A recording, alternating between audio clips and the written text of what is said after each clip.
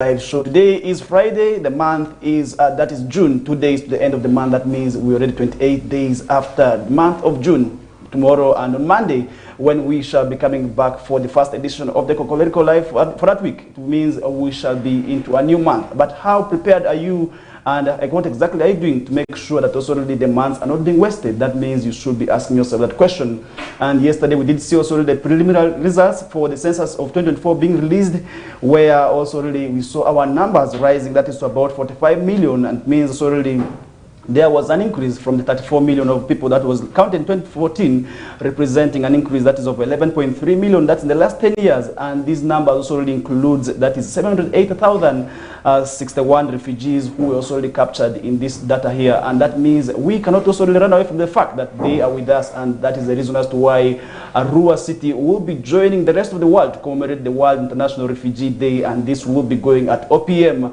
And that is actually where we are also going to be having our discussion related to that. And with me this morning, I have a wonderful panel, and they are going to be telling us what exactly and why we must celebrate this day and why we must stand in solidarity with the refugees. And this is as in relation to the theme of this year, which also talks about standing in solidarity, because recently we did see the international celebrations going on at our Afua. This was in Terego district, but really Arua City will now be celebrating this day today. And with me I have a team which without wasting any time, I feel I need to also let you know of, because this is really a wonderful team, a cream de la cream. And on my also just next to me is that is Fademula. She is the secretary, that is social services. Kalsum Abdu, you're most welcome. Thank you, thank you.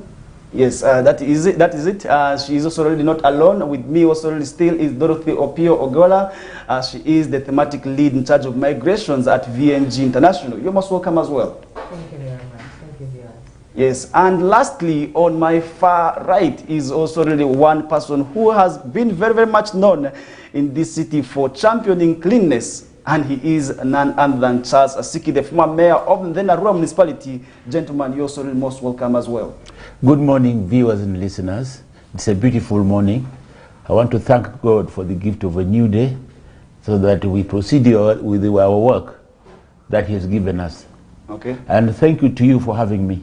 Thank you for also coming through. And now, without wasting any time, I want to kick off the discussions right away with Dorothy OGOLLA, to tell us why VNG wants to celebrate this day, because we have seen them coming up together with other partners to make sure that they organize this event. And this has not been the very only thing. We have seen a lot of things being organized as a preamble to the D-Day, which is today, where we did have cleaning of the city. We also had football game, which was yesterday, where we did see the horse also really picking both goats, which was really to my dismay, because we did have this game between the locals, that is of Arua City, and the refugees. But to my dismay, the refugees were able to also really give both goats to these locals. And I don't know what that means.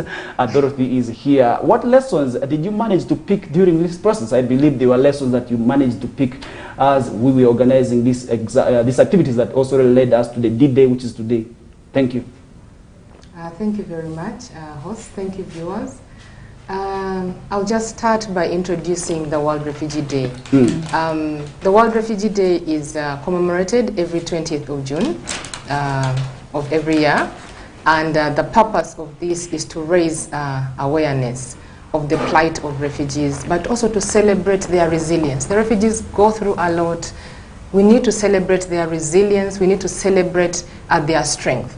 So the purpose of pulling people together, of having everybody come on board, is to show solidarity with these refugees, is to show strength, is to show support, and to look for solutions for the refugees and also for their challenges. So this year, VNG International, alongside other development partners like UNHCR,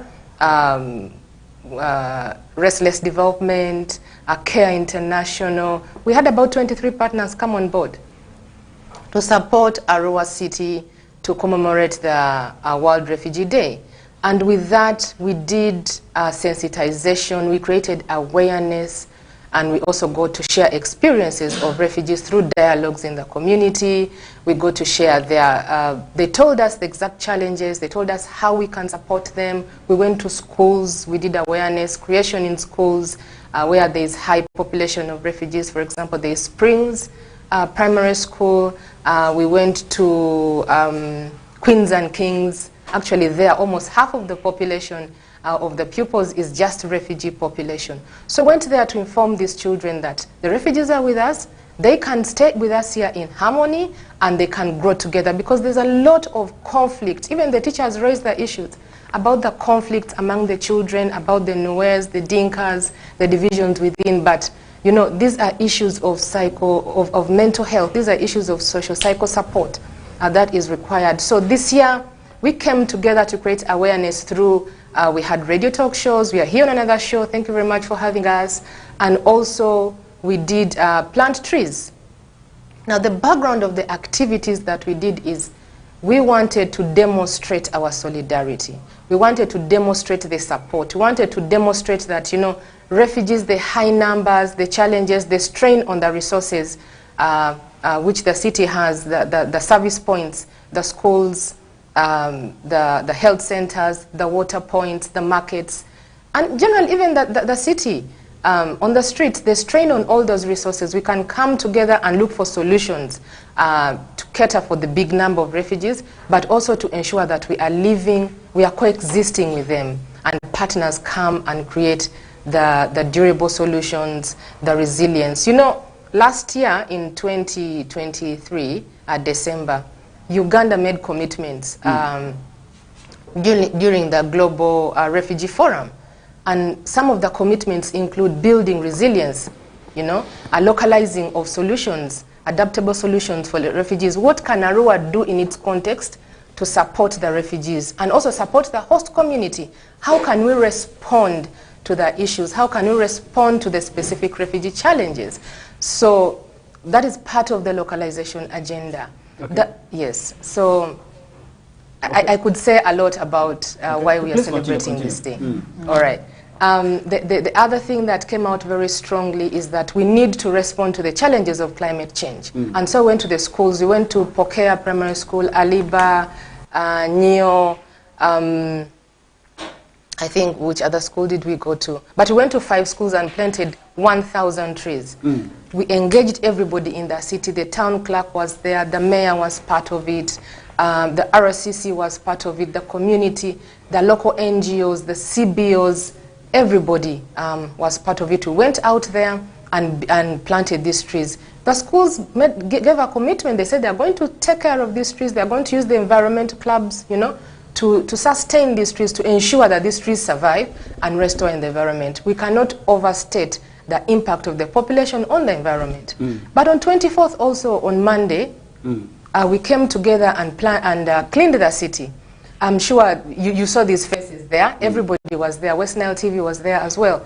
We cleaned the city, but all this is to provide a sustainable environment, a clean environment, a habitable environment for both refugees and host communities. Okay. We know that the refugees have part of the fish market, was provided to them by Arua City Council.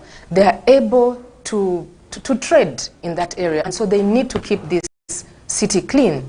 We dump everywhere, but if we are not a healthy population, if we are not a healthy city, it's going to be difficult for us to live, you know, to coexist. The other activities that we did is we had a city dialogue.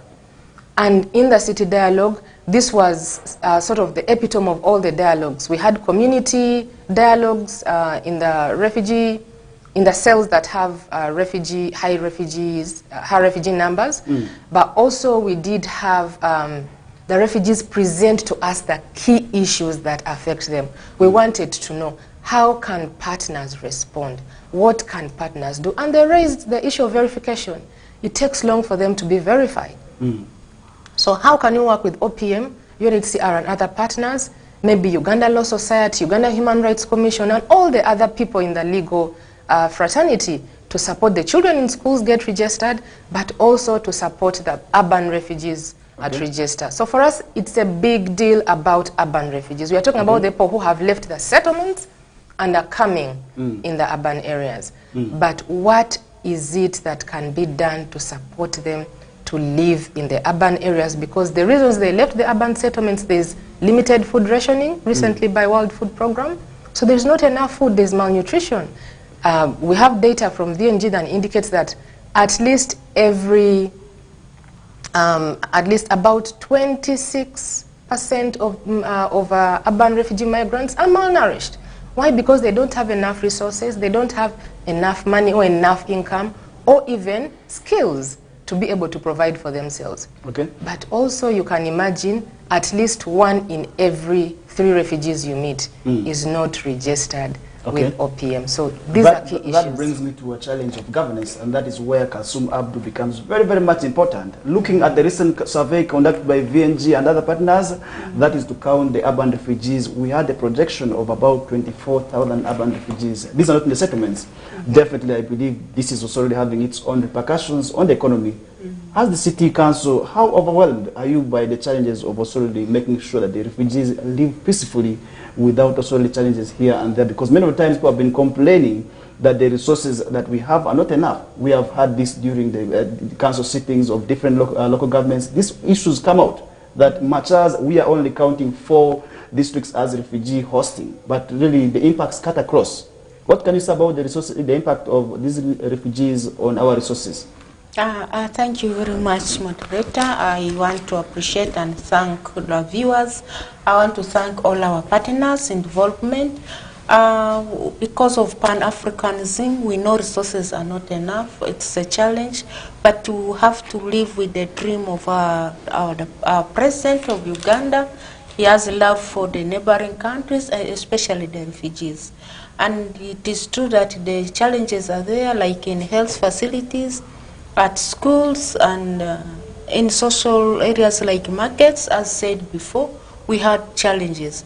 But we are saying that with the meager resources, we need to invite and call the partners to join us and improve on the areas like in the health facilities, like at schools, like in secondary schools. We have in Ejofe, we have the highest population of refugees, but most of them, because of the pressure, you find that the dormitories are not enough. They are now sleeping in dining halls, and you find that the hygiene during feeding is a problem. But we feel that we should join hands together with the partners and ensure that some of this budget is improved. And for us, we are not going to say no to urban refugees. We need to coexist because we were once refugees. Most of us were from Congo and Sudan. So what I'm just calling for the support from the partners, and you even saw that this current census, our population has gone very high. That is for the nationals. And if you bring up the refugees, then it is going to suit. But I'm very grateful that the population goes with the funding from the ministry, and this time our fundings are going to be higher. But vis-a-vis the population, it's not going to be enough. We anticipate to see that we cooperate and we correlate with our partners to ensure that the refugees live a sustainable life in the country.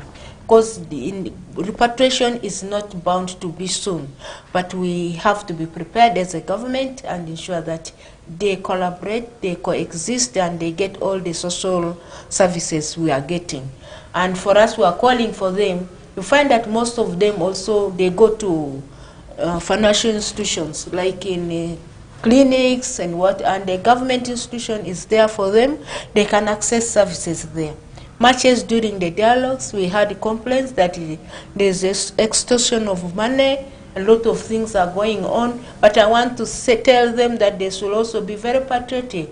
At times they begin discussing about money before even the person requests for it. But the patriotism will show that they are supposed to access those services for free, with the exception of education, because there you have to pay something. Even in a government school, we are supposed to pay. And we commit our total support to see that the refugees exist and they get services the way the Wananchi are getting. Okay. Thank you. Okay, now let me bring Mr. Charles also really share with us his experience, because I believe during your time, we still had refugees from South Sudan and those from also DRC. And one person may be asking herself that we are talking about refugees. What about the migrants? Where is the similarity and where is the difference? Because all this have an impact on our economy. And I believe the local governments can also really pick something from there. I don't know what message you would have for these local governments that are always complaining that the impact of refugee management is cutting across them, much as we are only recognizing 4 districts, 4 local governments in Western sub-region, but the impact is cutting across. Recently, this issue came, that is from Navy, that most of them are not being catered for, much as they are still having refugees from DRC. They are having refugees from South Sudan who are settling within those areas, but they're not being captured, and the resources, they are not receiving them. What message would you have for these local governments in terms of also really making sure that their budgets are at least sufficient and these complaints do not arise? Thank you, moderator. Before I go on, I think also let me continue with my introduction. I served as mayor of Arua municipality for 10 years. And I'm proud and privileged to say that my deputy then was Kalsum Abdu. We worked very well together. Meaning she's fitting in the right shoes. Absolutely. Okay. We served the municipality and the people, and I think I'm proud to say that we did it to our best. The situation of refugees then was completely different from now. I just want to thank VNG for pushing the refugee agenda in Arua. That time, there were no urban refugees. We were told the only urban refugees were in Kampala. So I tried to go to the OPM Arua office to say, please, we have these people, they're consuming our services. They're digging into our budget. They will tell you, no, we don't have urban refugees. The only refugees we're having are in the camps. So recently when VNG came and in their free program, they have really pushed for this urban refugee agenda, and I think it has been accepted now. We're pushing and we're pushing. It's advocacy. But otherwise then, it wasn't, we will be told frankly that we don't deal with the people in town. They have money, they can look after themselves. And yet, on the ground, they were consuming our services, the schools, the hospitals, the roads, whatever infrastructure we were planning for our own people, they were digging deep into it. So once again, I'm really grateful that it has come open now. We are going to handle it with these other partners. Let's look at it now. How do we help these people? Like she said, we're all refugees. Those of us who are, at least me, I'm old enough to remember those days. We all ran out and we know how hard it is to be a refugee. And so we empathize, we feel them for them. I think they should be handled a bit differently. So this refugee agenda, this is now not only urban refugees, but the refugees as a whole in this Western region. I'm very grateful to say, and I'm also proud to be a Ugandan, we have received refugees very well over all these years. I think we have been handling them very well, but it could be better. Particularly me, I will focus on the urban refugees, because those ones are being handled nicely, and I think they're settled, they have proper focus on them. Now we come out here. In Koboko, you will find there were so many people, refugees, Arua and other towns. So go on VNG, push this agenda. Let us incorporate these people into the urban situation and circumstances, and then we work together as a team. Yes, Dorothy, talking about the local governments, the resources may not be enough. That is where we need EU development partners to also really come on board and support local governments. How challenging has it been to make sure that the refugee activities are not let down? Because in most cases, I believe this is coming with its own challenges in terms of lobbying. And what message would you have for the local government still, because we are still seeing them complaining about not them receiving monies as other local governments, which are recognized as refugee hosting, are getting? What would be a message more so for these local governments that are not recognized as refugee hosting, much as we are seeing also already refugees also already existing among them, and today we are also talking about urban refugees, which I believe are also still within some of these local governments. Thank you. Well, the concept or the reality of urban refugees, of course, comes with governance challenges, and we are talking about leadership challenges, service delivery challenges, bringing together the partners to support Arua City to even prepare this commemoration hasn't been very easy, but we thank the partners who came on board. We thank the partners who were able to spare that time and even resources to come and organize this and sit through meetings and plan. But when you ask what are the things that local governments could do, I think that local governments can use their discretionary space. Local governments can localize. This is why I think they're called local governments. They can localize the response. Arua might be able to do something that maybe Koboko is not able to do. Why? Because Arua is has a has an environment that might support it. It might come from the mayor leadership, especially with their history of very good leadership at the mayor level. But as you can see as well, Koboko too has a very strong mayor. So these are all opportunities. We can have collaborations at that level, where the leaders collaborate, where they learn from each other, they exchange ideas and experiences, and see how to provide services that are responsive to the needs of refugees and adaptable.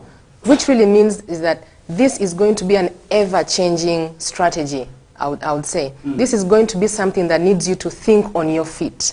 With the numbers, what can we do? If the population dynamics change, for instance, a lot of the refugees are not saving, they don't have access to finances. What can be done to support? We are working with the refugee representatives or refugee associations that bring together these communities. There is the South Sudanese Refugee Association, and there is the Congolese Refugee Association.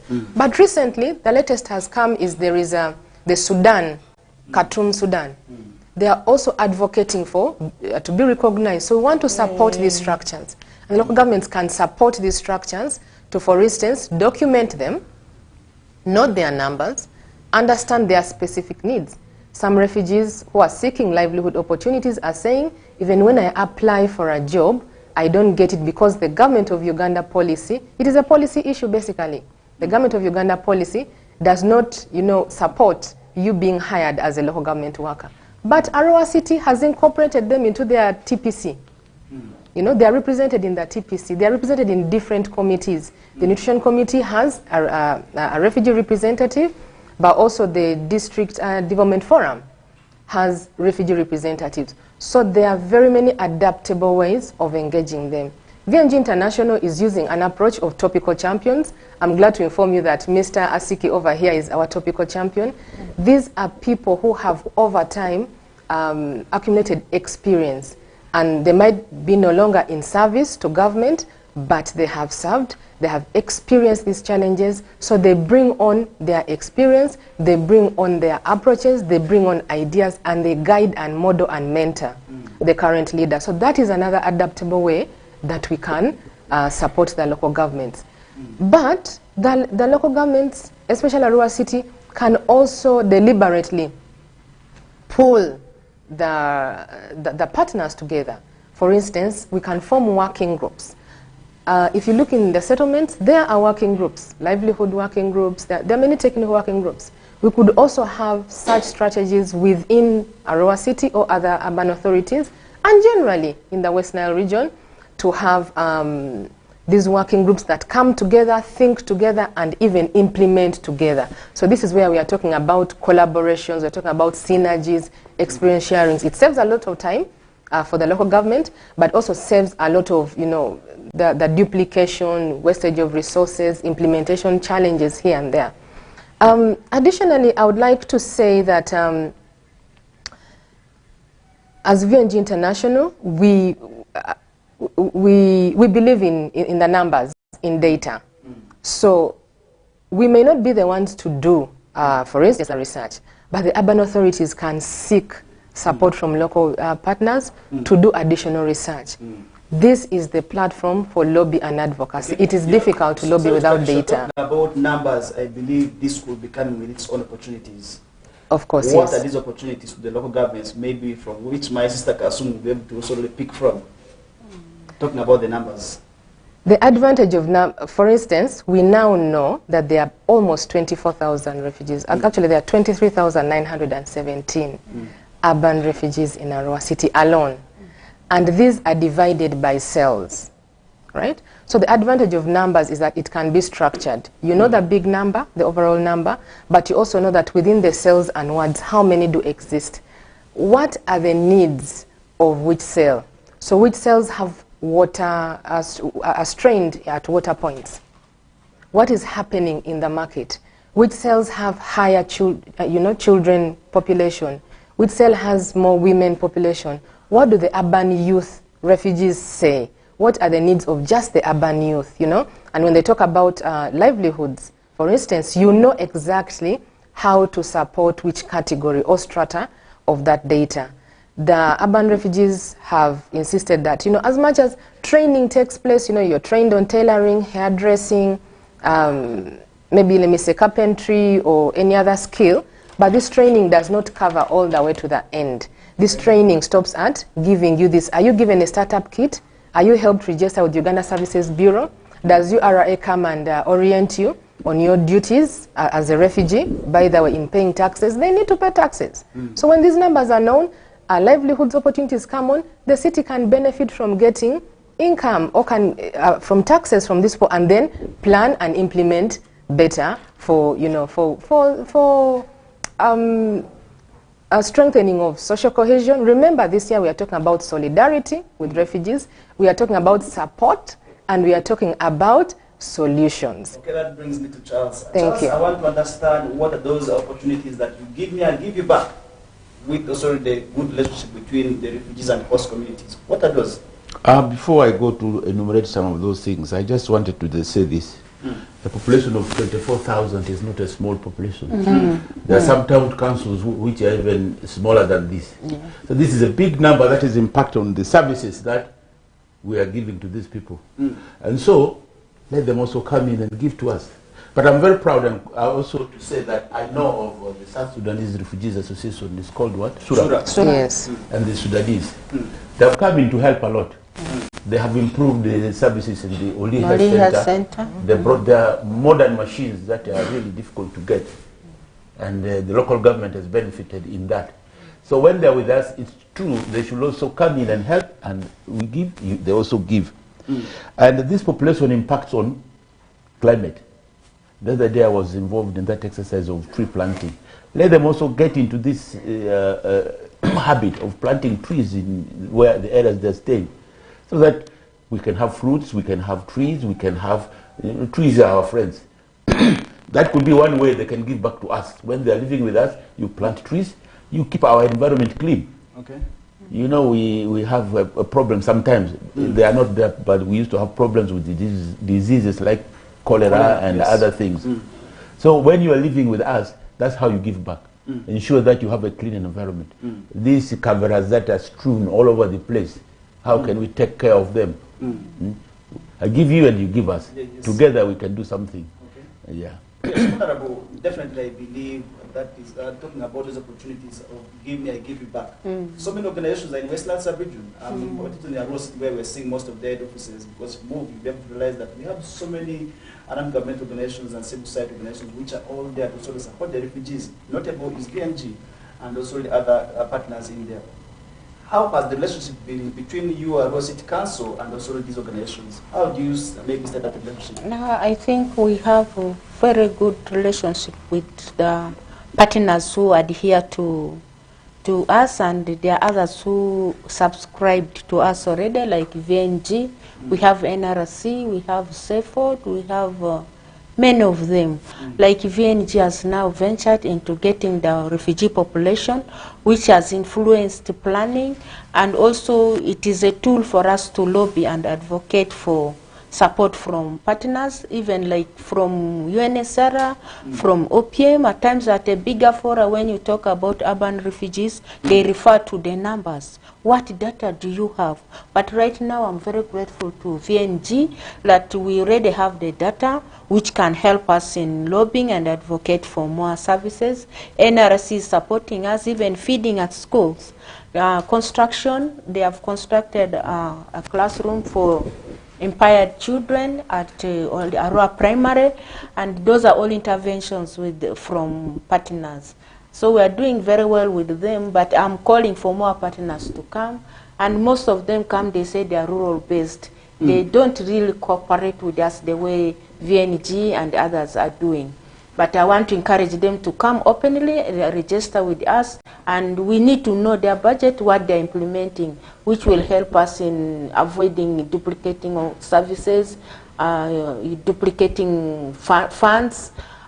We are really cooperating very well, and like last week we were with them doing a lot of things in the city. We also cooperate with like Sura.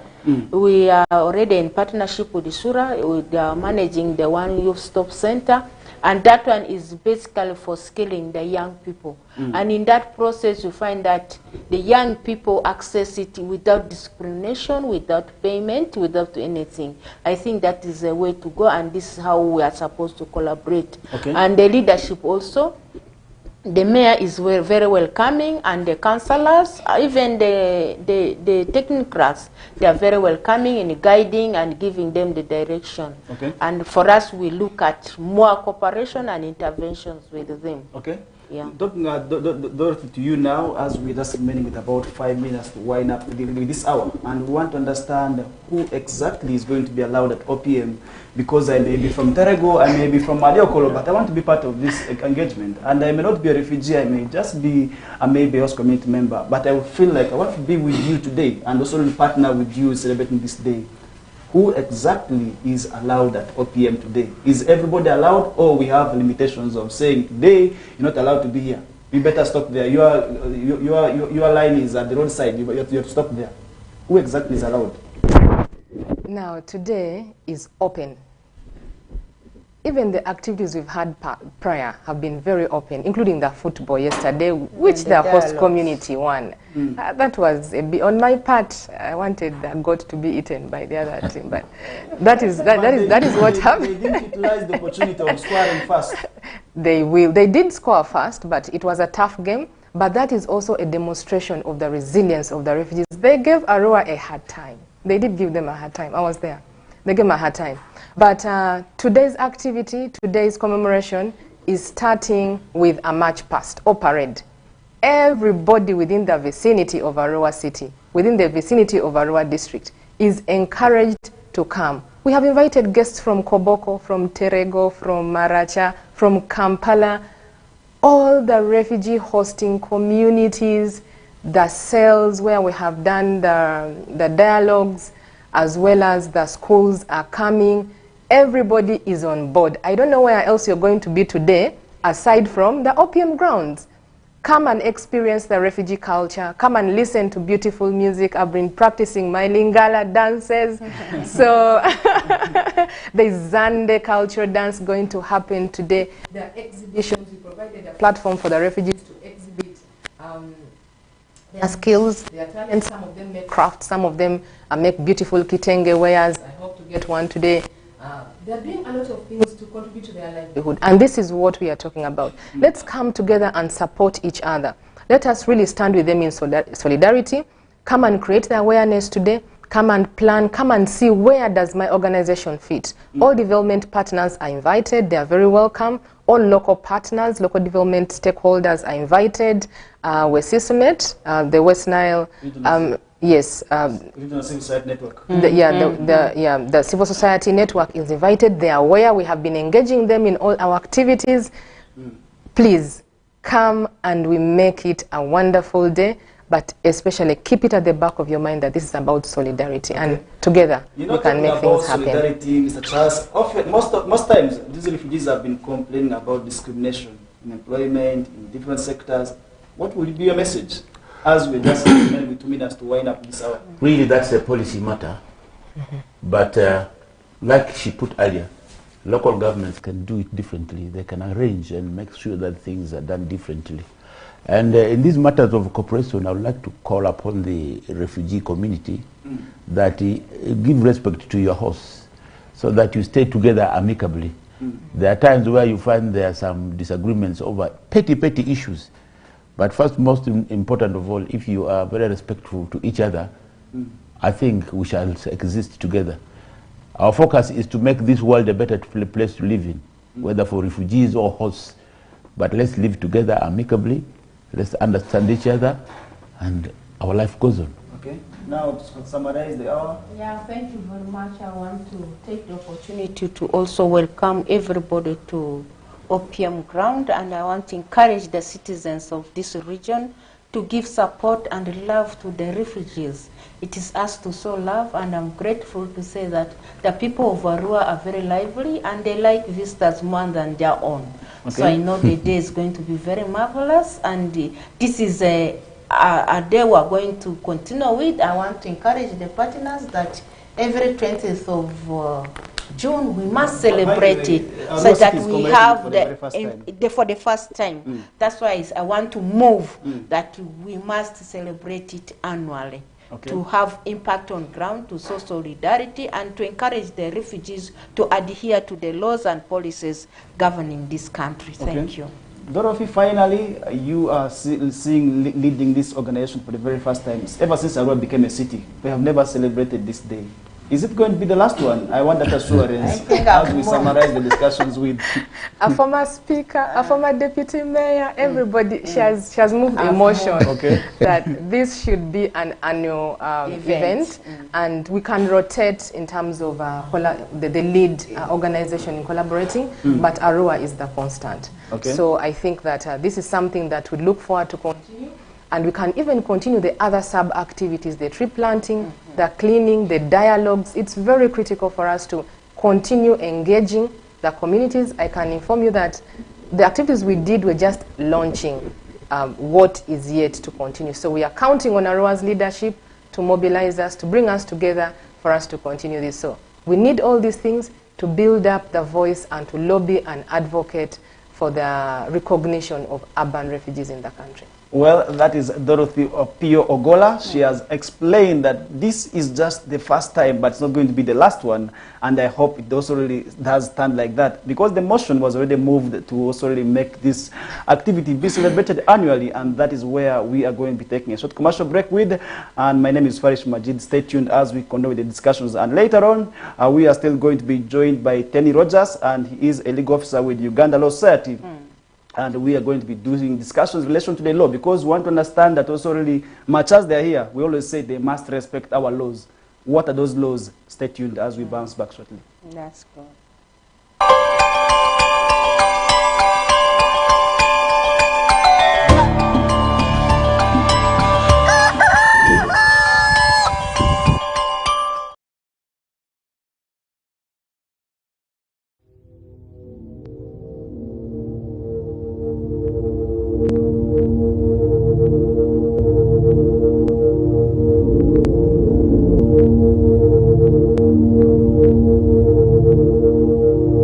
West Nile TV, lighting up the region.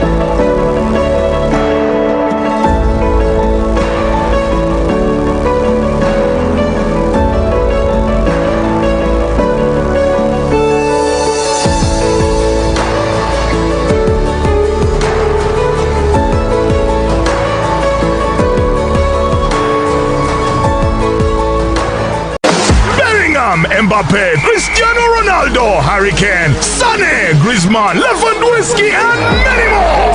Mbappe! Who is your European star? We are very familiar with all German stadia. Trust us to give you the best Euro experience affordably. Catch the matches live on NBS Sport, channel 255 on antenna, or channel 199 on Dish Decoder on Star Times. We got your stars. This message is brought to you by Star Times Solar. Star Times Solar, more than just solar.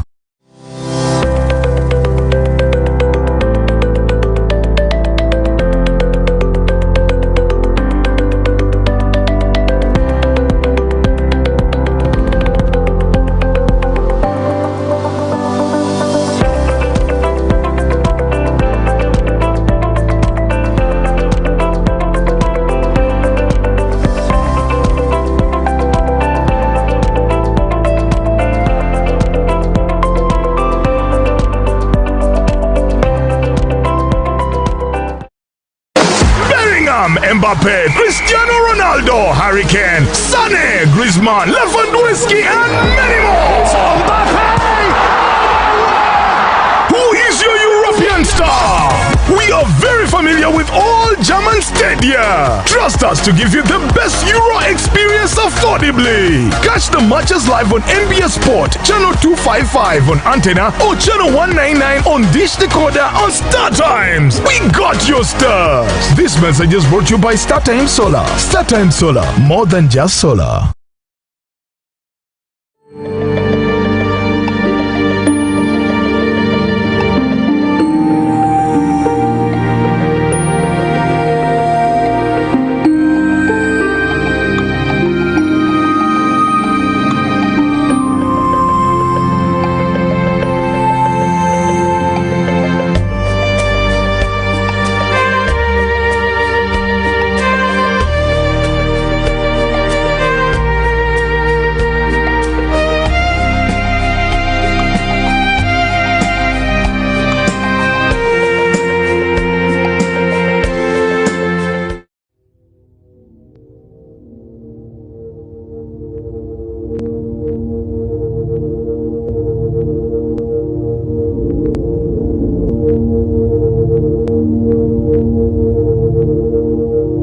West Nile TV, lighting up the region.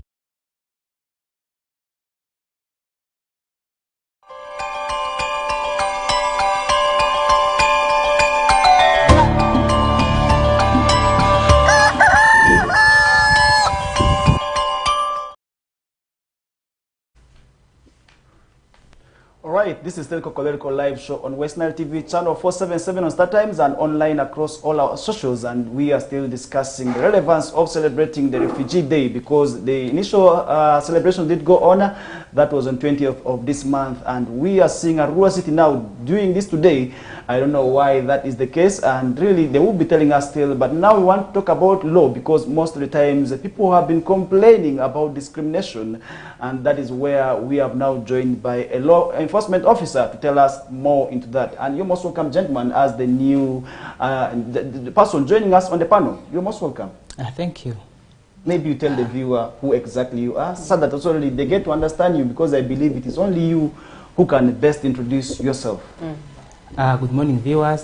Thank you for tuning in for West Nile TV this morning.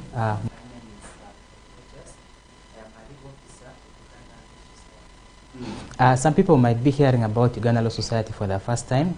Uganda Law Society is an association of all lawyers in Uganda. As a lawyer in Uganda, which we call advocate, you have to subscribe to Uganda Law Society. As Uganda Law Society, we have an objective to serve the vulnerable and marginalized people.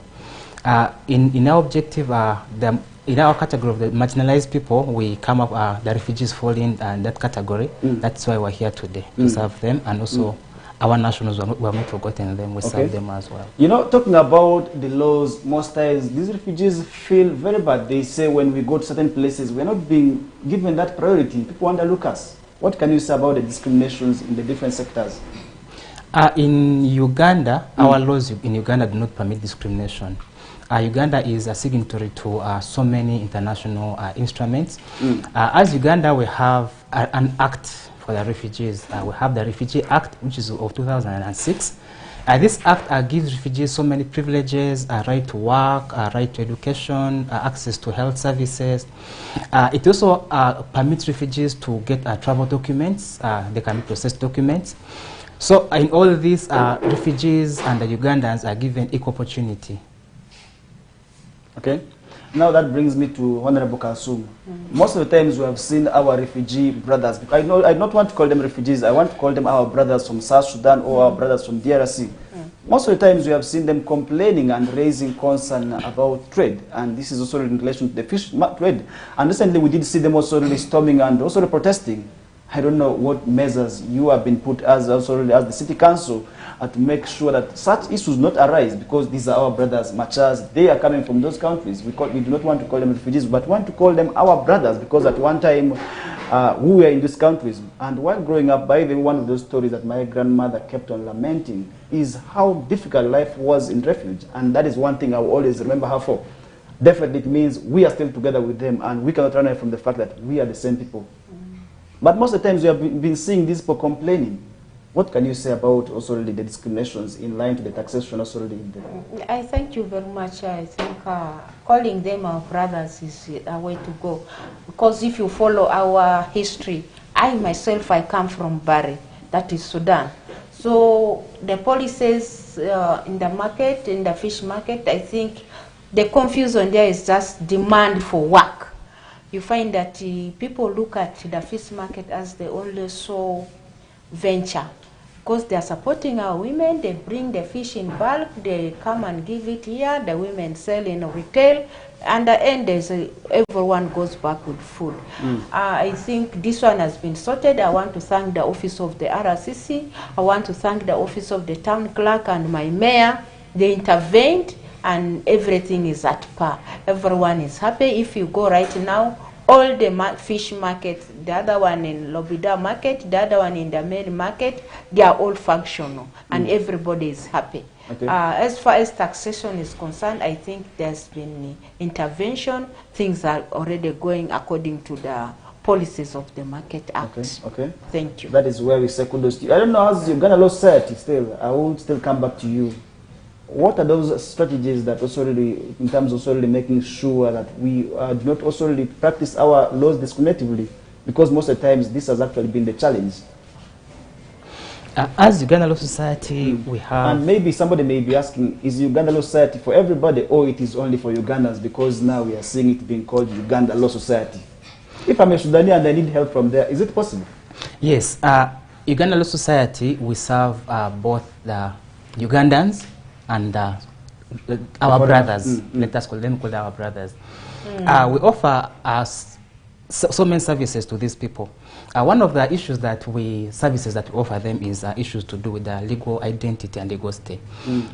For you to be a refugee, you need to be registered. Okay. Because there are people who enter our country illegally. So for being registered means you're recognized by OPM, Office of the Prime Minister, who is in charge of refugees in Uganda. And then we also have asylum seekers.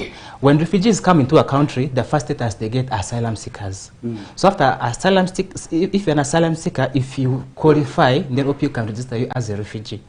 The privileges of an asylum seeker and a refugee are very different. So these refugees, most are when they were coming, when they are crossing the border, because we believe when they were crossing, they had so many security issues. Most of them, when they were crossing, they came with different names. For example, my name is FENI Rogers. When I'm crossing the border, I can say I'm called Isaac Juma, because I don't want to be traced back. So you find this, our brothers from neighboring countries, they had a normal life before they came here. Maybe others went to school, others were working, even like the drivers, they have their driving permits. But then they come to Uganda, they want to do these services, and they're limited because their names are different. For example, I'm FENI Rogers. I have a driving permit which has Juma, which means those are two different people. So as Uganda Law Society, we support them with documentation issues. We try to harmonize their names together, so that OPM, because for OPM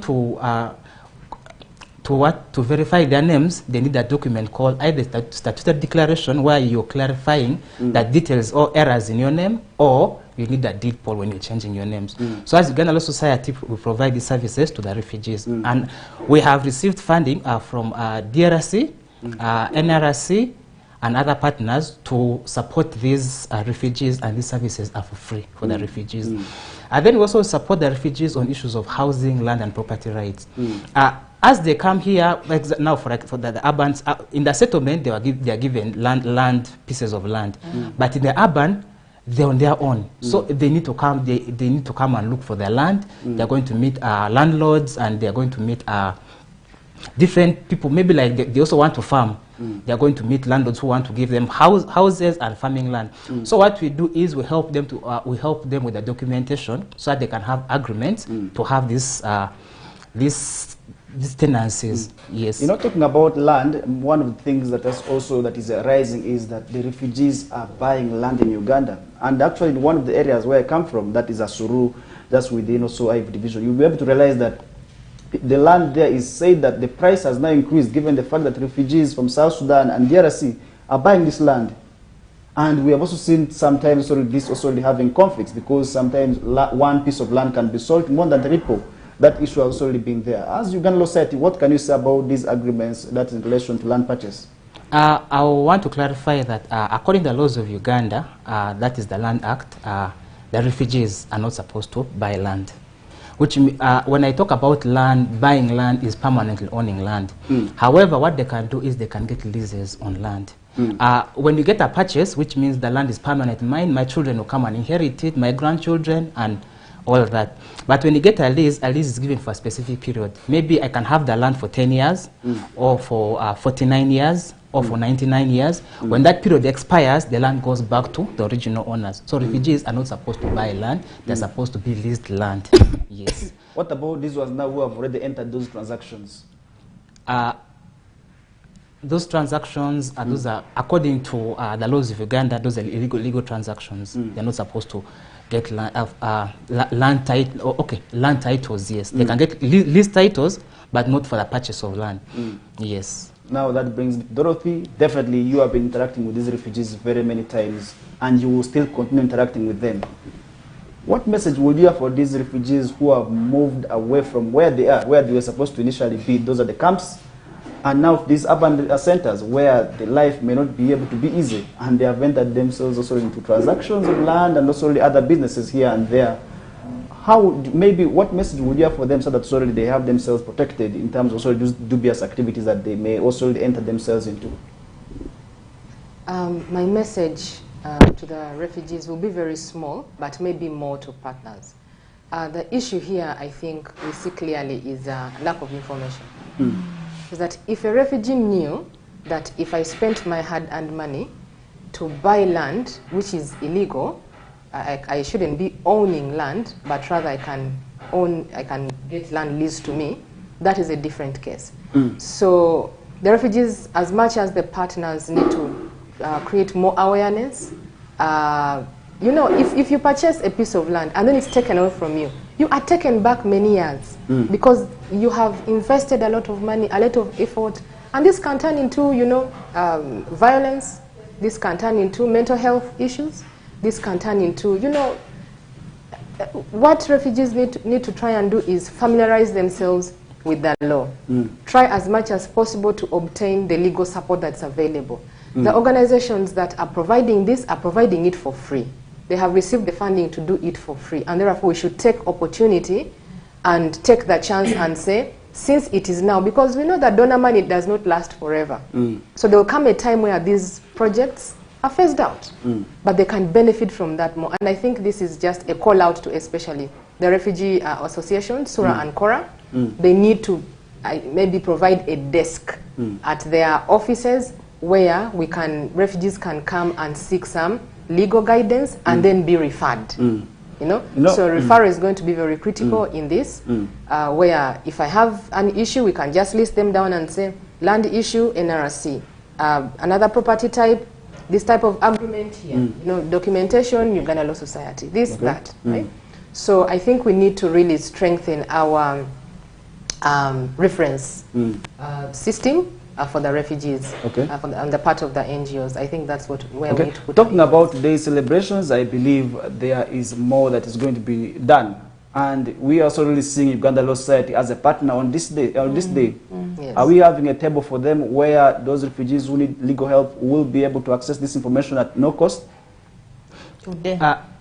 Yes, as Uganda Law Society, we are going to be there. We are going to set up a legal aid table. We're not going to be there alone. We are going to be with other legal aid service providers. We are going to have FIDA Uganda, that is going to be with us. We're going to have NRC legal team joining us. We also have our partner DRC, the legal team is going to join us as well. We have made an invitation, we have invited the Human Rights Commission. We have also gone ahead to invite Ministry of Justice and Constitutional Affairs to deal with issues of succession.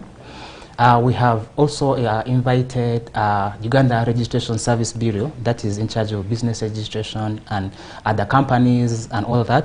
So if you have your issue with company, maybe your company has been struck off, or you have certain forms that you have not filed, you can come. Or if you want to know how you can register your business, you can come for such services. Also with us, we also going to have health services, not only legal alone. Ministry of Health, that is Arua District, Arua City Health Department, which will be supported with the Red Cross, Uganda Red Cross Society. they're going to offer certain free health services. I cannot specify, but please come and find out for yourself. At least you're going to have a free HIV testing and counseling, blood pressure testing and diabetes. Also, they're going to do counseling and other services. So I'm inviting all the listeners and the viewers to come and join us, and we commemorate this day together. Thank you. Before I bring Kalsum, there's feedback from our viewer here who is Komaket Rasul.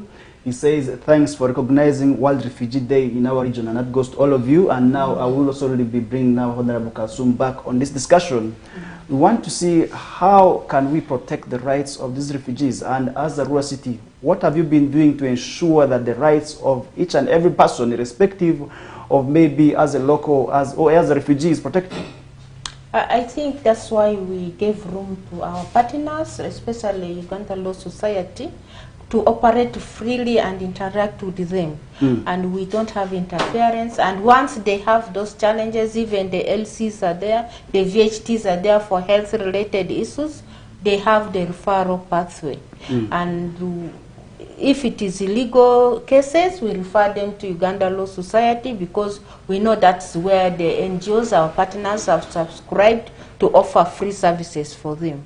And the health services, we also intervene, and right now at the police we have a safe house being constructed by Save the Children.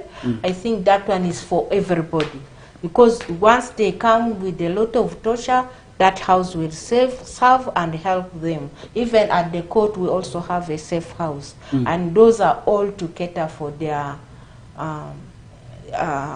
law-related issues.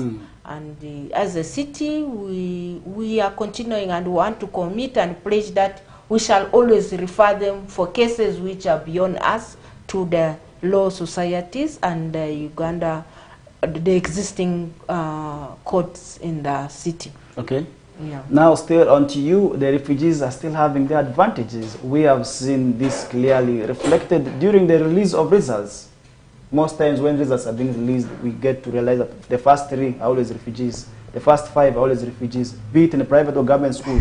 And that is the advantage of coexisting with them. And how should this be as a lesson maybe to the locals? It is a lesson to us that I'm very grateful that even at schools now, our children, the students, they relate with them, they have friendship with them, they do the discussions together. I think that one will increase on performance. Okay. Naturally, the Sudanese are talented, and once they do something, they do with a lot of commitments. Okay. And this is what we are encouraging the Wananchi to also humiliate and ensure that we move at par. Okay. But as performance is concerned, I think once they are in your school, especially the private schools, they are catered for. I'm very grateful during the dialogue, some of the private schools like Kings and Queens, they offer them bursaries just because of the talents they have. Those who cannot do it, but they are very bright, they are offered just to boost and encourage the performance in the city. Okay. So I want to encourage, as a Secretary for Education, I'm very supportive on that. As health, I'm going to intervene and ensure that the refugees are not discriminated. Okay. That is why this morning I have a meeting at the boardroom. I'm going to also share this one with the management of the hospital. That is in relation to support from the City Council, and we are looking forward to that support. And now from the implementing partners, Dorothy, what message do you have for them, as we are just left with about 7 minutes to wind up the discussions? To the implementing partners, this was the first time we're coming together to organize one event.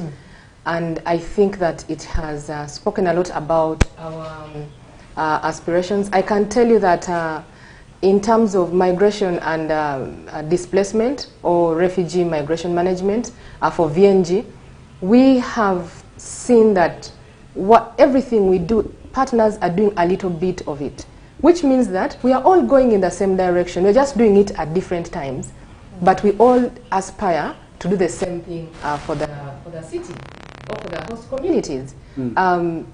What this shows is that we are all working towards responsive service delivery to the needs and aspirations of refugees. And that is our theme or that is our goal for VNG. Okay. But I don't see any partner who is not doing that. Okay. So really, for us, this is something we must continue, and I must say we need a reflection meeting. We need to get together, look at how we have done it, how better we could do it, and then see what next move we can do together with the city. Okay, talking about these partners, most of the times in any engagement for these foreign locals I've attended, most of the South Sudanese, you'll be able to realize that most of the message that they continue asking for is they want peace to reign back in their countries. That's in their countries of origin, most of South Sudan, because recently I was at the Junubin Castro Festival, and this message actually came that where they were advocating for peace to slowly go back. And in Uganda locally, here most in the rural city, we have seen the local governments trying to support the refugees. How about international level? Have we been enough to also support these people back in terms of solely making sure that peace reigns in their country? That may be particularly from VNG. Have we been doing that, or VNG is just operating locally within Uganda but not across borders? VNG is in almost more than 15 countries globally. Uganda is just one of the countries. And for refugee and migration management, it is mostly, of course, in the places which have refugees. But again, to come to talking about refugee response or support at a global level, we are not working outside the framework. There is a framework, there's a global framework, which is the the CRF is the Comprehensive Responsive Framework for Refugees. This is a global, you know, a global framework or system that we use their guidelines, or we use its guidelines to support refugees in every refugee hosting a country. So one of the things from this framework is that as we come together to support refugees when they are here, because what refugees means is they've come for refuge. It is temporal. It's not a permanent situation. Yeah, like most people who say from West Nile, we also used to be refugees. You know, it's not temporal. They came back home.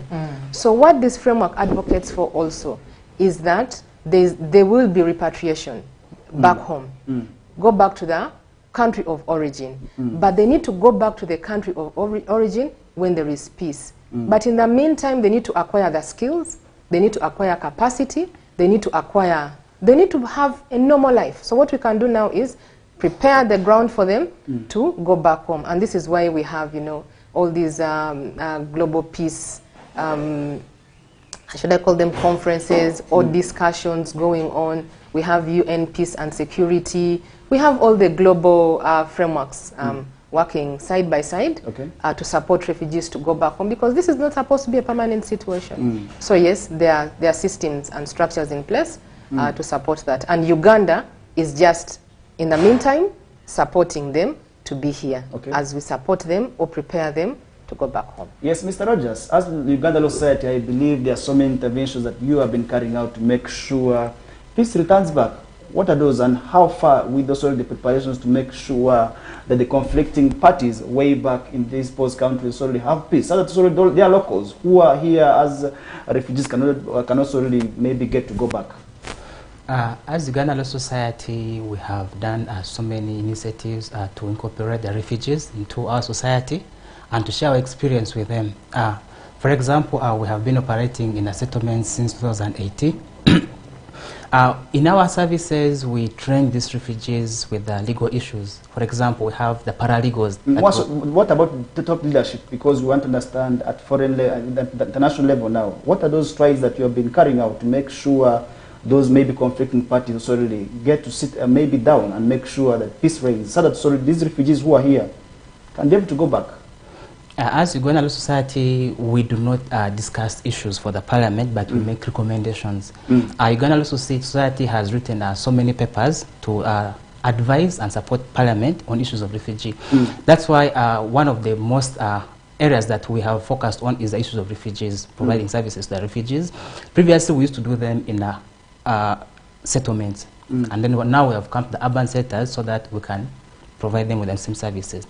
And we're advocating for the peace and security at the national level, even the regional level. Okay. Yes. Okay. Now that brings me to Dorothy. We're just left in 1 minute to wind up your discussions.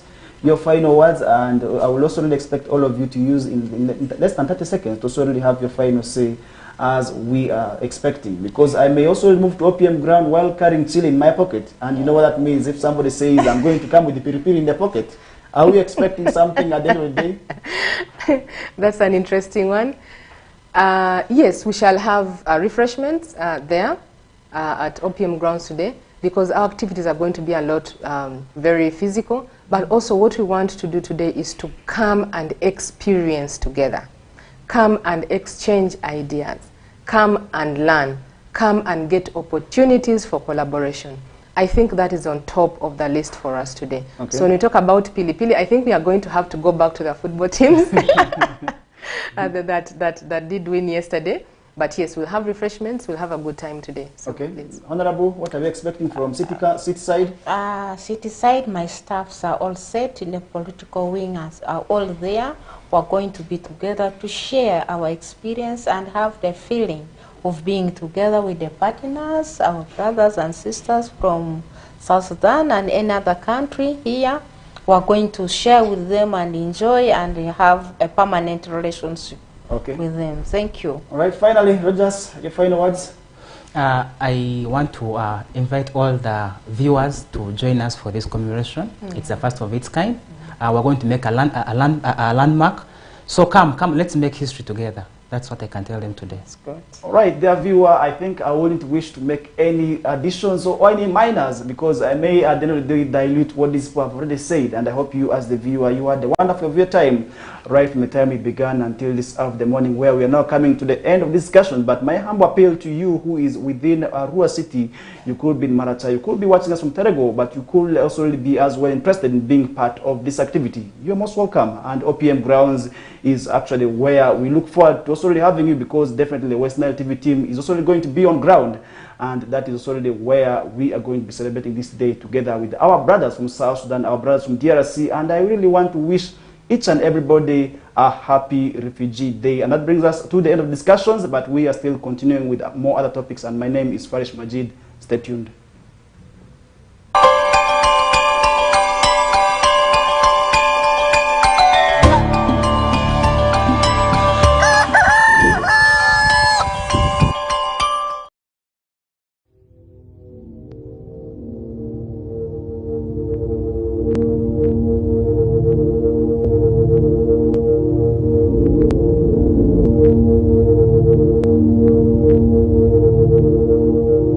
West Nile TV, lighting up the region.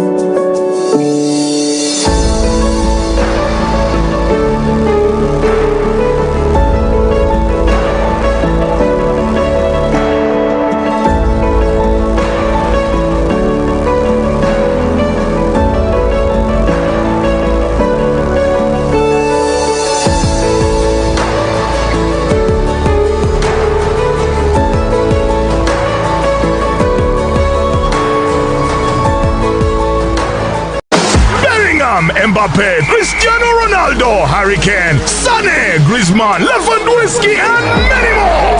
Mbappe! Who is your European star? We are very familiar with all German stadia. Trust us to give you the best Euro experience affordably. Catch the matches live on NBS Sport, channel 255 on antenna, or channel 199 on Dish Decoder on Star Times. We got your stars. This message is brought to you by Star Times Solar. Star Times Solar, more than just solar.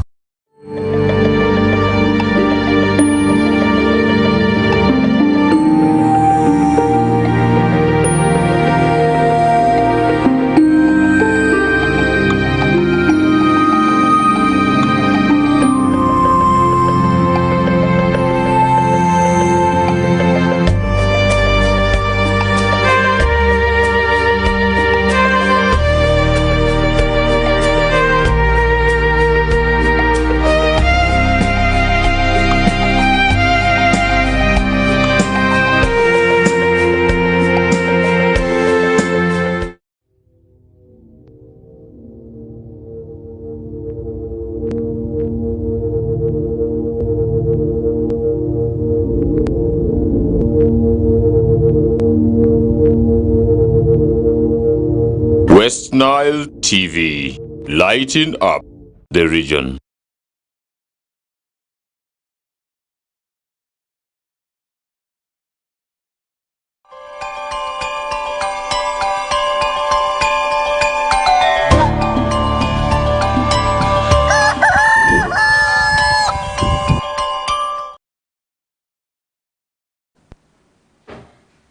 All right, welcome back from that short commercial break, and also that discussion in relation to World Refugee Day celebration. And now to summarize the discussions with what is happening elsewhere, and this is within West Nile sub-region, where we want to also utilize the remaining hours the show to also make sure we tackle and also discuss issues that are happening within West Nile sub-region. And in Nebi district, we are seeing SACCOs given 1 week to effect recovery of the Myoga funds. And definitely these Myoga funds, just like the parish development model, just like the youth livelihood, have been given by the government of Uganda to make sure also the people who are poor, make sure there's something to also remove from the poverty bar line that most times we are also being associated with, but most times only to us. Some people have often misused the monies. They have gotten the monies but have never thought money. But we are saying no, look, this is a revolving fund money, which also you must make sure that after borrowing you work towards returning back. And where could the challenge be?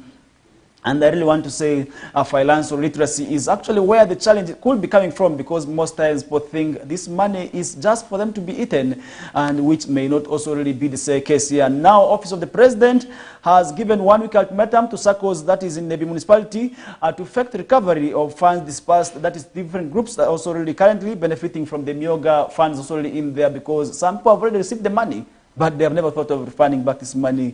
And then where could this challenge be? And recent media reports indicate that slightly over 540 million Ugandan shillings cannot be traced. That's the municipality, as beneficiaries close to 13 SACCOs have either also disappeared or have abandoned the areas, and the groups have also been disbanded as well. This is also really something which is also really coming with its own challenges, because these people, after borrowing the monies, they have gone into hiding. Others could now be hiding in DRC because the distance from Nebi to DRC is not very far. And others could have already found themselves in there after borrowing this money, which is really, really wrong. And we are saying, much as you have borrowed this money, you must make sure that you return it back. Because me, who is deep down in the village, that could be in Ward, it could be in those other areas of Madiokolo elsewhere, because what is happening in Nebi could be the same challenge happening elsewhere in the rest of the local governments within West Nile sub-region. And that's why we are saying, after borrowing this money, why don't we make sure we make efforts of returning back this money? Because this is money that government is also really giving out to each and everybody, to make sure that the person behind the bar line also really moves, that is the money economy, as the dream of the president in there. And that is one thing we did see happening, where Wachgiu Donald, the Assistant Resident District Commissioner, Nebi has ordered all the groups to respond to the directive within 1 week or risk being arrested in there. And for those who have found their ways in Congo, I don't know what the government is going to be doing to them, but really the ones who are still remaining, we are saying you must now start looking for efforts of making sure that you return this money, because if you are not going to be returning this money back, then definitely it will be very, very much difficult. And we are saying, much as you borrow this money, we must make sure that we return back this money, so that's already the rest who may need the money also can be able to borrow it there. And then according to Wachgiu, out of the 18 Myoga SACCOs, that is in the municipality, that have received the initial funding from government, only 4 have received additional funds in there. That means some of the group SACCOs have ceased operations, and many have not undergone recent audits, as they did not have tangible projects also really to also really see on the ground in there, because government actually gave this money so that really people can be able to also really put different projects. But really where we did see some people also really borrowing this money, and they did not also really utilize this money for them also really for their projects, is really, really quite shocking, because this money was given in groups, where people had to come in groups so that so they access the funds. But really we also saw some people getting these monies and dividing it amongst themselves for personal or individual projects, which up to now others have not stood. And that's why we're saying this is really where people need to ask for money, and actually not divert the money. They must make sure that there is no diversion of these funds, because that is a crime. And this is where I'm saying the laws need only not to focus on the big guns. Sometimes also really that ordinary person also really needs to be arrested as well. But most times when ordinary people are being arrested, people come out with also issues and allegations of also the arrest targeting the minors, neglecting the big persons. And we are saying a crime is a crime, be it committed by a big gun or a small dog. Definitely, this is a crime and must also really face the wrath of the law in that. Meanwhile, Jerry Afoyomungu, a Myoga focal person for Western region, says out of the 167 members, 160 members have not returned even a single coin. What does this mean? Out of the 167, only 7 people have returned back these monies. What does that mean to also these funds? It means people are still misusing and not understanding exactly what this money is meant to do. And Afoyomungu went on to blame the leadership of different circles for failing to also administer these funds properly, because this loan also that was supposed to be returned back has not also really happened as it was planned in there. And this highlights the importance of accountability and transparency in the use of Myoga funds, emphasizing the impact that is of the misuse of the funds, also which can also lead an individual or community members to be arrested in there. And that is why we are saying before you risk being arrested, you must make sure also really that you return this money back. And now in a Jumani district, we are seeing also on another story that also really, which is really on a sad note here, 3 people have been injured by mob that is in Laropi Town Council, where security personnel in Ajuman district have launched an investigation following the recent attack on the LC1 chairperson of Central Cell, Central Ward, and also really identified as Kareo Jonathan and 2 other citizens by mob in the same village, which left them with serious injuries also in there. But really, how do you attack a person of the caliber of the LC1? Because I believe the LC1 is the president of the area, but really once we start seeing people attacking the LC1 chairperson, then definitely it means people are taking the laws in their hands. But really, what messages can we learn from this? And the message is quite simple. We must desist from tendencies of taking the laws into their hands, because if at all we are taking the laws in our hands, then definitely that wouldn't be quite well. Because at the end of the day, if at all the LC1 identifies who you are and then goes to police, prison may be your next home. And that's why we're saying these issues must be avoided, because if at all we are not avoiding, then definitely exile may also really be another alternative for us. If at all prison is not going to be our home, because most of the time these criminals find their ways in the DRC and also in South Sudan. But we are saying, why must you also really just leave your country or leave the peace that you're enjoying here and run away just because you are feeling that maybe something is not to your appreciation? And that's why we are saying, if at all you feel disgruntled, the alternatives which you could actually take advantage of. We have also the systems in place, the laws that are in place. First of all, the courts are also there where you can't be able to solely file a case, and that is why we are saying people must be able to solely avoid issues of taking the laws in their hands. And that is also why we did see Ignatius Dragudu, the police spokesperson, also issuing out warning statements also about the people who are also currently on the run in there. And that is one thing also where we must say that shouldn't be the case. And that is where we also leaving a discussion aside, as we are just left with some few minutes to wind up with the discussions. And in West Nile, the public has been lauded for denouncing rebellion. It's another story we are seeing on the past morning, where the public in West Nile sub-region have been lauded for denouncing rebellion and choosing to impress peace. And this remark was made by Brigadier Mushirozi Felix, the 4th Division Commander of Uganda Post Defense Forces, during the coronation of the Paramount Chief of that Bakole Tairi of Perego Mocha clan in Obongi district. And that's one thing also we did see that happening. An event which took place at Arinya Jobi Primary School, a playground, also brought in hundreds of both locals and visitors from different parts of the country to also really grace the occasion with the message of unity, peace, and also really that other message also dominating the event in there. And Brigadier Mushirozi Felix, the 4th Division Commander of the Uganda Post Defense Forces, who represents General Muhoozi Kainerugaba, as the chief guest, lauded the people in the region for denouncing rebellion, saying for long the people in the region have suffered from rebellions, and he therefore implored the cultural chiefs to take the mantle of bringing peace in their communities for socio-economic transformation in there. And without peace, definitely there's nothing that is going to be done. But really without also having this peace with poverty, definitely we are also really likely to see a number of rebellions. And that's why we are saying the two must be done concurrently. Much as the government is providing peace, efforts also will make sure that people move out of poverty must also be supported just like also the rest in there, and that will be quite well. And that is one thing also where we also now want to summarize the discussions with. And to summarize now the discussions with what is happening in the world of sports as usual, yesterday we did see a game between the South Sudanese and the Arua City Football Club. This is also a solidarity game that did go on. That's at Barifa Stadium, which ended in penalties after the refugees taking the lead. But really that did not also yield, maybe stand for quite a long period of time, because Arua City Football Club was able to sort of equalize the game in there, and which also did go on penalties, where Arua City emerged as champions. And remember, Arua City Football Club is preparing for the return of the 4th division games, also the regional league games, which will also be returning anytime from now. And we are also going to be keeping informed and posted of what is happening in relation to that. And in netball, still Arua City also, the Arua City ladies team also did go on to beat the South Sudanese in the netball game in there. And that means the two goats were able to remain in Arua for the locals. And that means also that's why it is important for such solidarity games to go on, because we need to stand together, be it a refugee, be it a host community member. But we are still the same people. We are still having the same blood, which is red. Because if I'm even to look at our brothers, they are still having the same blood, which is red. It means we are the same people, and we must denounce issues of having conflicts amongst ourselves. And that is where respect for one another is very much important. And now to look at what is happening elsewhere. Remember, the Copa America games are still going on, and yesterday we did see a game between USA and Panama, where Panama did beat USA by 2-1. Uruguay was also as well able to beat, that is Bolivia, by 5-0.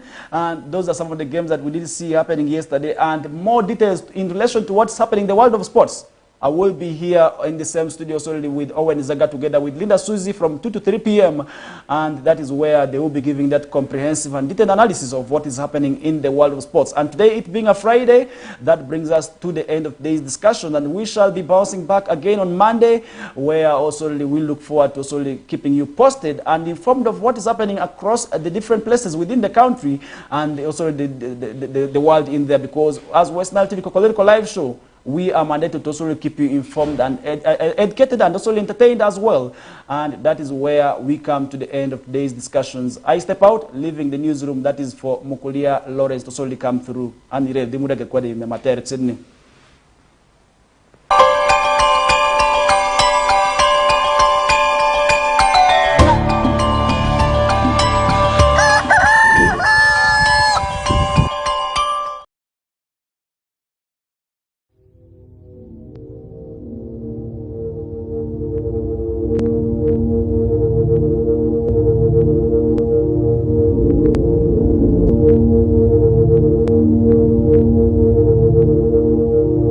West Nile TV, lighting up the region.